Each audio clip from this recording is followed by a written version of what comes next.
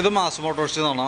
Honda deo നമ്മൾ വർക്കിന് കയറ്റിയിട്ടുണ്ട്. നമുക്കതിനകത്ത് job കാർഡിൽ പറഞ്ഞേക്കുന്ന കംപ്ലയിൻറ്റ്സ് എന്ന് പറഞ്ഞു കഴിഞ്ഞാൽ ജനറൽ സർവീസ് ചെയ്യണം, അതേപോലെ തന്നെ എഞ്ചിൻ ഓയിൽ ചെക്ക് ചെയ്തിട്ട് മാറ്റാം, വാട്ടർ സർവീസ് ചെയ്യാം. ഇത്രയാണ് മെയിനായിട്ട് പറഞ്ഞേക്കുന്നത്. വണ്ടി ഓടിയേക്കണ കിലോമീറ്റർ എന്ന് പറഞ്ഞാൽ 78,285 കിലോമീറ്റർ ഓടിയിട്ടുണ്ട്. നമ്മൾ ഇന്ന് വണ്ടി വർക്കിന് വേണ്ടിയിട്ട് ഇന്നലെ കൊണ്ടുവന്ന വെച്ച വണ്ടിയാണ്. ഇന്ന് വർക്കിന് വേണ്ടി രാവിലെ വണ്ടി സ്റ്റാർട്ട് ചെയ്ത് ടെസ്റ്റ് ഡ്രൈവ് പോകാൻ വേണ്ടി വണ്ടി സ്റ്റാർട്ട് ചെയ്യുന്ന സമയത്ത് വണ്ടി സ്റ്റാർട്ടാവുന്നില്ല. കുറേ നേരം സമയം എടുക്കുന്നുണ്ട് സ്റ്റാർട്ടാവാനായിട്ട്. അപ്പോൾ നമ്മളത് ചെക്ക് ചെയ്യുന്ന സമയത്ത് നമുക്കതിൻ്റെ ഈ കാർബറേറ്ററിനകത്തേക്ക് പെട്രോൾ സപ്ലൈ ചെയ്യണ പെട്രോൾ ടാപ്പ് കംപ്ലൈൻറ്റാണ് ഈ ഇരിക്കുന്ന ഐറ്റംസ്. ഒരു പ്രാവശ്യം വണ്ടി പെട്രോൾ ഇറങ്ങിക്കഴിഞ്ഞാൽ പിന്നെ ഓൾറെഡി വണ്ടി എടുക്കും. അതിനകത്ത് രണ്ട് കാരണങ്ങളുണ്ട്. ഒന്ന്, ടാപ്പ് ചെറുതായിട്ട് ഫെയിൽഡായി തുടങ്ങിയിട്ടുണ്ട്. പിന്നെ അത് കൂടാണ്ട് എൻജിൻ കംപ്രഷൻ ലീക്ക് ആവുന്നുണ്ട്. എൻജിൻ കംപ്രഷൻ നല്ല പവറിൽ സക്ക് ഇങ്ങോട്ട് വലിക്കുമ്പോഴാണ് ശരിക്കും പെട്രോൾ സപ്ലൈ വരാം. അപ്പോൾ ചെറിയ തോതിൽ ഒരു പവർ വന്നാൽ പോലും പെട്രോൾ ഇറങ്ങണം ശരിക്കും. അത് കംപ്ലീറ്റ് ടാപ്പിൻ്റെയാണ്. കംപ്രഷൻ കുറവിൻ്റെ കംപ്ലയിൻറ്റ് എൻജിൻ ഹെഡിനകത്ത് വന്നേക്കണ കരിയുടെ പ്രശ്നമാണ്. അപ്പോൾ എൻജിൻ ഹെഡിനകത്ത് വന്ന കരിയുടെ പ്രോബ്ലം കൊണ്ട് വേറെ കംപ്ലയിൻറ്റ്സുകൾ വരാം. വണ്ടി സ്റ്റാർട്ടിങ് കംപ്ലയിൻറ്റ് കാണിക്കാം, വണ്ടി ഓട്ടത്തിൽ വണ്ടി ഓഫായി പോവാം. പിന്നെ നമ്മൾ വണ്ടി സ്റ്റാർട്ടായാൽ നോക്കിയാൽ വണ്ടി സ്റ്റാർട്ടാവില്ല. പിന്നെ ഒരു 10 മിനിറ്റ് കഴിഞ്ഞ് കഴിഞ്ഞാൽ വണ്ടി അടിച്ചാൽ വണ്ടി സ്റ്റാർട്ടാവും. അത് എൻജിൻ കംപ്രഷൻ ലീക്കായിട്ട് എൻജിൻ ഹെഡിനകത്ത് കരിയുടെ അളവ് കൂടുമ്പോൾ കംപ്രഷൻ ലീക്ക് കൊണ്ട് വന്ന കംപ്ലയിൻറ്റാണ്. അത് ഓൾറെഡി വണ്ടിക്ക് ഉണ്ട് നിലവിൽ. പിന്നെ രാവിലെ സ്റ്റാർട്ട് ചെയ്യുന്ന സമയത്ത് പെട്രോൾ ടാപ്പിൽ നിന്ന് പെട്രോൾ ഇറങ്ങാത്തതിൻ്റെയും കംപ്ലയിൻ്റ് ഉണ്ട്. അപ്പോൾ നിലവിൽ പെട്രോൾ ടാപ്പിൻ്റെ എമർജൻസി ആയിട്ട് ചെയ്യുക. കാരണം അതല്ലെങ്കിൽ ഇപ്പം വണ്ടി നമ്മൾ രാവിലെ സ്റ്റാർട്ട് ചെയ്യുന്ന സമയത്ത് കംപ്ലയിൻറ്റ് കാണിക്കും. അത് ഈ ഇരിക്കുന്ന പെട്രോൾ ടാപ്പിൻ്റെ കംപ്ലയിൻ്റാണ്, അത് മാറ്റിയിടാം. പെട്രോൾ ടാപ്പൊക്കെ ഇപ്പോൾ പെട്ടെന്ന് കംപ്ലയിൻറ്റ് വരുന്നുണ്ട്. അതിൻ്റെ കാരണം E20 എന്ന് പറയുന്ന എത്തനോൾ മിക്സ് ചെയ്തിട്ടുള്ള പെട്രോളിൻ്റെ ഉപയോഗമാണ്. അത് പെട്രോൾ ടാപ്പിനും കംപ്ലയിൻറ്റ് വരും, കാർബറേറ്ററിനും കംപ്ലയിൻറ്റ് വരും. കാർബറേറ്ററിന് കംപ്ലയിൻറ്റ് വരാമെന്ന് പറഞ്ഞാൽ പെട്രോൾ ഓവർഫ്ലോ പോകുന്ന കംപ്ലയിൻ്റാണോ സാധാരണ വരാം. പെട്രോൾ ടാപ്പിന് കംപ്ലയിൻറ്റ് വരാമെന്ന് പറഞ്ഞാൽ ഒന്നുപോലെ അത് പ്രോപ്പറായിട്ട് വർക്കാവില്ല, അതല്ലെങ്കിൽ ത്രൂ ഔട്ട് ലൈൻ പെട്രോൾ വന്ന് നിൽക്കും. ഇതിന് പെട്രോൾ ഇറങ്ങണില്ല എന്നുള്ളതാണ് കംപ്ലയിൻറ്റ്. അപ്പോൾ പെട്രോൾ ടാപ്പ് എന്തെങ്കിലും മാറ്റിയിടണം. കൂട്ടത്തിക്കടെ ഈ കാർബറേറ്ററിൻ്റെ കേസും കൂടി നയിച്ച് ക്ലീൻ ചെയ്യേണ്ടതാണ്. പക്ഷേ അത് കൃത്യമായിട്ട് കസ്റ്റമറുടെ കൃത്യമായിട്ടുള്ള ഇൻഫോർമേഷൻ അപ്രൂവൽ തന്നാൽ മാത്രമേ നമ്മൾ അഴിക്കുകയുള്ളൂ. പറയാൻ കാരണം എന്ന് വെച്ചാൽ ഇപ്പോൾ ജനറൽ സർവീസിൽ കാർബറേറ്റർ ക്ലീനിങ് വരുന്നില്ല. നമ്മൾ അഡീഷണൽ പേയ്മെൻറ്റ് കൊടുത്തിട്ട് വേണം കാർബറേറ്റർ ക്ലീൻ ചെയ്യാനായിട്ട്. കാർബറേറ്റർ നമ്മളങ്ങനെ അഴിച്ച് ക്ലീൻ ചെയ്യുന്ന സമയത്ത് ഈ പറഞ്ഞ രീതിയുടെ നമ്മളുടെ ഇപ്പോഴത്തെ ഒരു സ്റ്റേജിൽ അത് അഴിച്ച് നോക്കുമ്പോൾ നമുക്ക് കറക്റ്റായിട്ട് അറിയാൻ പറ്റുള്ളൂ. ഈ എത്തനോൾ മിക്സ് ചെയ്തിട്ടുള്ള പെട്രോൾ ഉപയോഗിക്കുന്നത് മൂലം അതിൻ്റെ അടിയിൽ ചെറുതായിട്ട് ഇങ്ങനെ ഒരു ഈ ഫംഗസ് പിടിച്ചേക്കണ പോലെ, അതായത് ഇങ്ങനെ ദ്രവിച്ച് പോകുന്ന പോലെ ഉണ്ടാവും. അങ്ങനെയുള്ള കാർബറേറ്റർ ആണെങ്കിൽ നമുക്കത് അഴിച്ചാലാണ് അതിൻ്റെ അവസ്ഥ അറിയാൻ പറ്റുള്ളൂ. അഴിച്ച് ക്ലീൻ ചെയ്ത് റീസെറ്റ് ചെയ്യുന്ന സമയത്ത് പെട്രോൾ ഓവർഫ്ലോ വരാനുള്ള സാധ്യത വളരെ കൂടുതലാണ്. അങ്ങനെ വന്ന കാർബറേറ്റർ അസംബ്ലി നമുക്ക് മാറ്റേണ്ടതായിട്ട് വരും. ഏകദേശം ഒരു 2,500 നമുക്ക് ചിലവുള്ള കേസാണ് ഈ പറഞ്ഞ കാർബറേറ്ററിൻ്റെ പ്രശ്നം കൊണ്ട് തന്നെ.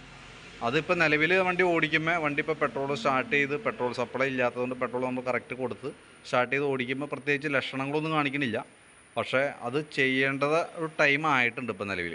അതല്ലെങ്കിൽ അത് പെൻഡിങ്ങിൽ നിർത്തിയിട്ട് എൻജിൻ ഹെഡ് ക്ലീൻ ചെയ്യാനായിട്ട് എന്തെങ്കിലും നിങ്ങൾ അഴിച്ചേ പറ്റുള്ളൂ. കാരണം അതല്ലാന്നുണ്ടെങ്കിൽ വണ്ടി കംപ്ലയിൻറ്റ്സ് ഇങ്ങനെ ഇടയ്ക്കിടയ്ക്ക് കാണിച്ചുകൊണ്ടിരിക്കും.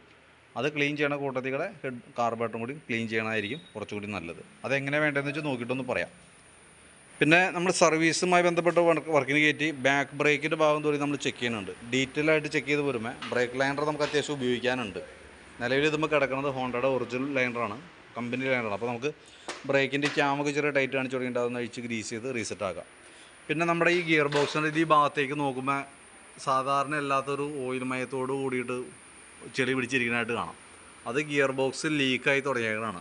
ആരംഭമാണ്, ഇപ്പം ചെയ്യണമെന്നില്ല, പക്ഷേ വലിയ താമസമില്ലാണ്ട് ഗിയർ നല്ല രീതിയിൽ ലീക്ക് വരും. നമുക്കതിൻ്റെ ബെയറിങ്ങിൻ്റെ പ്ലേയൊക്കെ നമ്മൾ ചെക്ക് ചെയ്തു. നിലവിൽ ബെയറിങ്ങിന് കംപ്ലയിൻ്റ് ഒന്നുമില്ല, ഓയിൽ സീലിൻ്റെ ലീക്കേജാണ്. അപ്പോൾ വേണമെങ്കിൽ പരമാവധി ഉപയോഗിക്കാം. അതിന് ശേഷം കൂടുതൽ ലീക്കേജ് കാണിക്കുമ്പോൾ അടുത്ത സർവീസിലൊക്കെ ആണെങ്കിൽ കൂടുതലായിട്ട് കാണുന്നുണ്ടെങ്കിൽ നമുക്ക് അടുത്ത സർവീസിൽ അഴിച്ചാലും മതി. പക്ഷേ നിലവിൽ കംപ്ലയിൻ്റ് ഉണ്ട് അതിന് കേട്ടോ.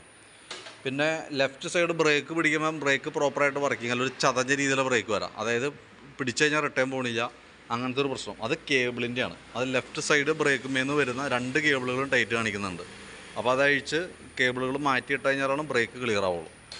പിന്നെ നമ്മളതിൻ്റെ എയർ ഫിൽറ്റർ നോക്കി. എയർ ഫിൽറ്റർ കമ്പനി ഫിൽറ്റർ കിടക്കണേ, ഹോണ്ടയുടെ ഒറിജിനൽ ഫിൽറ്റർ തന്നെയാണ്, വലിയ പഴക്കമായിട്ടില്ല. അപ്പോൾ ഒന്ന് തുടച്ച് ക്ലീൻ ചെയ്ത് റീസെറ്റ് ആക്കാം. എൻജിൻ ഹെഡ് ക്ലീൻ ചെയ്യുന്ന സമയത്ത് കൂട്ടത്തിക്കടെ എയർ ഫിൽറ്ററും പ്ലഗും നിർബന്ധമായിട്ടും മാറ്റേണ്ടതായിട്ട് വരും കേട്ടോ.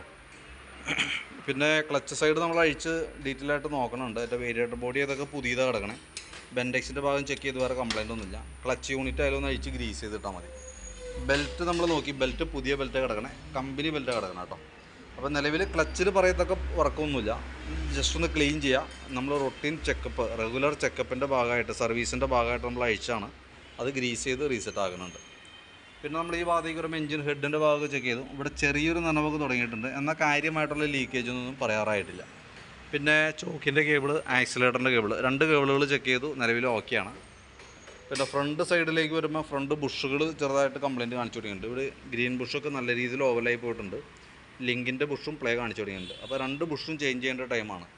കോൺസെപ്റ്റ് നമ്മൾ നോക്കി പറയത്തക്ക അടിയെന്ന് പറയാനില്ല. പൊടിക്ക് ചെറിയൊരു പ്ലേ ഉണ്ട്, അത് തൽക്കാലം നമ്മൾ അഡ്ജസ്റ്റ് ചെയ്തിടാം. കോൺസെപ്റ്റ് എന്ന് പറഞ്ഞാൽ ഹാൻഡിൽ അങ്ങോട്ടും ഇങ്ങോട്ടും തിരിയണതിൻ്റെ ഇടയിലൊരു ബെയറിങ് വരുന്നുണ്ട്, അത് തന്നെയാണ് കോൺസെപ്റ്റ് എന്ന് പറയാം. അത് ചെറിയൊരു പ്ലേ കാണിച്ചു തുടങ്ങിയിട്ടുണ്ട്. പിന്നെ ഫ്രണ്ടിലത്തെ ബ്രേക്കിൻ്റെ കേബിളുകൾ പറഞ്ഞു, ഈ ഒരു കേബിൾ നല്ലതാണ്. അത് റൈറ്റ് സൈഡ് ബ്രേക്ക് പിടിക്കുമ്പോൾ ഓക്കെ, ലെഫ്റ്റ് സൈഡ് ബ്രേക്ക് ഒരു ഔട്ടർ വലിച്ചിൽ തുടങ്ങിയിട്ടുണ്ട്. അതുകൊണ്ടാണ് പറഞ്ഞാൽ 2 കേബിളുകൾ നമ്മൾ ചേഞ്ച് ചെയ്ത് ഇടണമെന്ന് പറഞ്ഞതിൻ്റെ കാരണം. പിന്നെ ഫ്രണ്ടിലെ ടയർ അലൈൻമെൻറ്റ് മാറിയിട്ട് വണ്ടി വെട്ടൽ കാണിക്കുന്നുണ്ട്. അത് നമുക്ക് ഓടിക്കുമ്പോൾ നിങ്ങൾക്ക് മനസ്സിലായിട്ടുണ്ടോയെന്ന് അറിയില്ല. ഏകദേശം 40 കിലോമീറ്റർ വേഗത്തിലൊക്കെ പോകുന്ന സമയത്ത് ജസ്റ്റ് ഹാൻഡിൽ നിന്ന് കൈ റിലീസ് ചെയ്ത് കഴിഞ്ഞാൽ അറിയാം വണ്ടി നല്ല രീതിയിൽ ഷിവറിങ് കാണിക്കും. 2 കാരണങ്ങളാണ് അത് വരാം. ഒന്ന്, ലിങ്കർ ടൈപ്പ് സസ്പെൻഷൻ ആയതുകൊണ്ട് തന്നെ ബുഷുകൾ പോകുമ്പോൾ ഓൾറെഡി ടയറിൻ്റെ അലൈൻമെൻറ്റും പോകും. അങ്ങനെ വരുമ്പോഴാണ് പ്രോബ്ലം കാണിക്കുക. ഇനി നമ്മൾ ബുഷ് മാറ്റിയിട്ടതിന് ശേഷം ഓടിച്ചാലും ആ വെട്ടൽ കാണിക്കും. അപ്പോൾ അതിന് നമുക്ക് ചെയ്യാൻ പറ്റുക ടയർ മാറ്റി കളയാന്നുള്ളൊരു ഓപ്ഷനാണ്. പക്ഷേ ടയർ അത്യാവശ്യം നമുക്ക് ഉപയോഗിക്കാനുമുണ്ട്.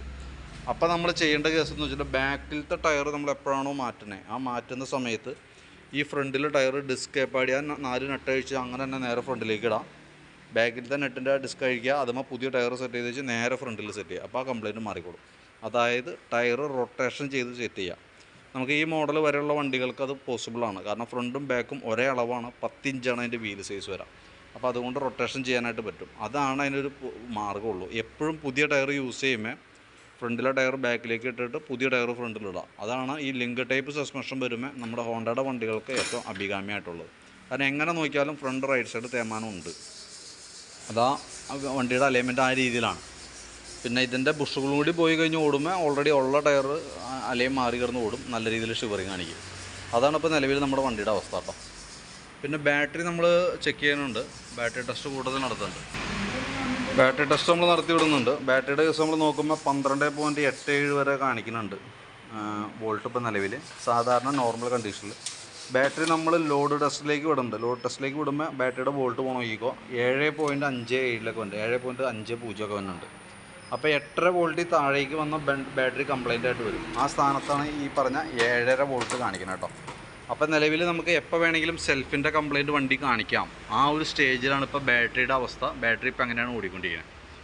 പിന്നെ നമ്മൾ ഈ സൈഡിലേക്ക് വരുമ്പോൾ സ്പാർക്ക് പ്ലഗൊക്കെ ഒന്ന് അഴിച്ച് ക്ലീൻ ചെയ്ത് റീസെറ്റ് ചെയ്യുന്നുണ്ട്. തൽക്കാലം ക്ലീൻ ചെയ്തിട്ടാൽ മതി. എഞ്ചിൻ ഹെഡ് ക്ലീൻ ചെയ്യാനായിട്ട് അഴിക്കുന്ന സമയത്ത് എയർ ഫിൽറ്ററും പ്ലഗും നമ്മൾ മാറ്റേണ്ടതായിട്ട് വരും.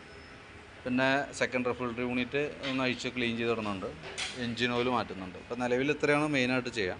അപ്പോൾ നമുക്ക് ജനറൽ സർവീസിന് പുറമേ എന്ന് പറയാനായിട്ട് നമുക്ക് അഡീഷണൽ വർക്കുകൾ വന്നില്ല. സർവീസിനകത്ത് ഉൾപ്പെട്ട വർക്കുകൾ തന്നെയാണ് എല്ലാം തന്നെ. പിന്നെ ഉള്ളത് ബ്രേക്കിൻ്റെ കേബിളാണ്. ബ്രേക്ക് കേബിൾ നമുക്ക് 2 സൈഡ്, ലെഫ്റ്റ് സൈഡിൽ 2 കേബിൾ മാറ്റാനുണ്ട്. അത് സർവീസിന് പുറമെ തന്നെ വർക്കാണ്. ബാക്കിയത്തെ എല്ലാ വർക്കും ക്ലച്ച് ഗ്രീസിങ് അടക്കം തന്നെ ഇതിനകത്ത് വരുന്നുണ്ട്. പിന്നെ കാർബറേറ്റർ അഴിച്ച് ക്ലീൻ ചെയ്യുന്നുണ്ടെങ്കിൽ അത് നോക്കിയിട്ട് പറയാം. ഞാനത് പറഞ്ഞതിൻ്റെ കേസെന്ന് വെച്ചാൽ ഓൾറെഡി എഞ്ചിൻ ഹെഡ് ക്ലീൻ ചെയ്യാനായിട്ട് വലിയ താമസിക്കാണ്ട് നിങ്ങൾ അഴിക്കേണ്ടതായിട്ട് വരും. അഴിക്കണ സമയത്ത് കാർബറേറ്റർ ക്ലീൻ ചെയ്താലും മതി. ഇപ്പോഴത്തെ സ്റ്റേജിൽ നിലവിൽ കംപ്ലയിൻ്റ് ഒന്നുമില്ല. ഓടിക്കുമ്പോഴായാലും വേറെ പ്രശ്നങ്ങൾ തോന്നണില്ല. പക്ഷേ ഈ പെട്രോൾ ടാപ്പ് കംപ്ലയിൻ്റ് ഉള്ളത് കൊണ്ട് നമുക്ക് അതിനകത്ത് കാർബറേറ്റർ കൂടി ക്ലീൻ ചെയ്തിടേണ്ടത് അത്യാവശ്യമാണ്. പിന്നെ ഫ്യൂലിൻ്റെ ടാപ്പ് മാറ്റാനുണ്ട്. ഇതൊക്കെയാണ് മെയിനായിട്ടുള്ളത്. അപ്പോൾ ഞാൻ അതിൻ്റെ ഏകദേശം ഒരു എസ്റ്റിമേറ്റ് ആകാം. നമുക്ക് അഡീഷണൽ ഇപ്പോൾ ജനറൽ സർവീസിന് clutch greasing, front brake, bush replacement അതൊക്കെ ജനറൽ സർവീസിൽ വന്നാണ്. ജനറൽ സർവീസിൻ്റെ പുറമെ വന്ന വർക്ക് എന്ന് പറഞ്ഞു കഴിഞ്ഞാൽ നമുക്ക് ബ്രേക്കിൻ്റെ കേബിൾ മാറ്റാനുണ്ട്, പെട്രോൾ ടാപ്പ് മാറ്റാനുണ്ട്.